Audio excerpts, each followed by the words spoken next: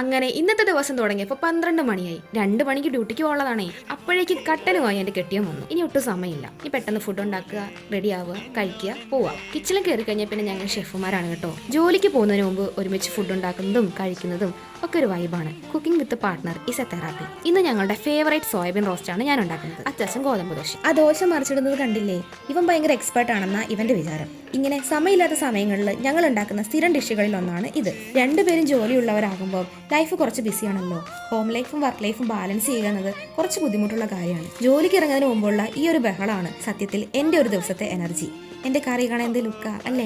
കഴിപ്പൊക്കെ കഴിഞ്ഞു. ഇനി പെട്ടെന്ന് റെഡിയായി ഡ്യൂട്ടിക്ക് പോകണം. എനിക്ക് റെഡിയാകാൻ ഒത്തിരി ടൈമൊന്നും വേണ്ട. ഹെവി മേക്കപ്പ് ഒന്നുമില്ല. ജസ്റ്റ് ആ മുടി ഒന്ന് കെട്ടണം, പിരികെ എഴുതണം, പിന്നെ ലിപ്സ്റ്റിക്ക്, അത് മസ്റ്റാണ്. അങ്ങനെ എങ്ങനെയൊക്കെയോ റെഡിയായി 5 മിനിറ്റ് കൊണ്ട് കാര്യം കഴിഞ്ഞു. ഹോസ്പിറ്റലിലേക്ക് ഇവിടുന്ന് 10 മിനിറ്റ് ഉള്ളൂ. ഞാൻ വർക്ക് ചെയ്യുന്നത് കോട്ടയ്ക്കൽ ആശ്രമിംസ് ഹോസ്പിറ്റലിലാണ്. മിക്കവാറും എന്നെ ഡ്രോപ്പ് ചെയ്യുന്നതും വിളിക്കാൻ വരുന്നതൊക്കെ അച്ഛനാണ്. ഇന്ന് ഈവനിങ് ഷിഫ്റ്റ് 9 മണി വരെയാണ്. അപ്പോൾ 9 മണിക്ക് കാണാമെന്നും പറഞ്ഞ് ഞാൻ പോയി. ബൈ.